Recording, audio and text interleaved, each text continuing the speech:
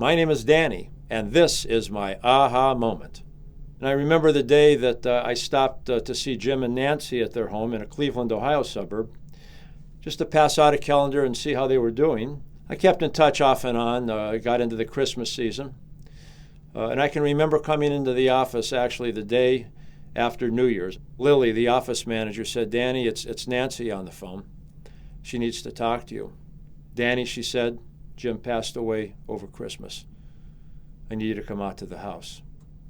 I made arrangements to do that. Subsequently, after the funeral service, Mutual of Omaha delivered a claim check promptly. I can remember Nancy taking the check from me and looking at me with tears in her eyes and say, "Danny, if you hadn't come by that day with a calendar, if you hadn't talked to Jim and me about Jim getting life insurance, I don't know what we would do.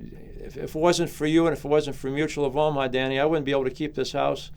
I don't know what we would do as a family."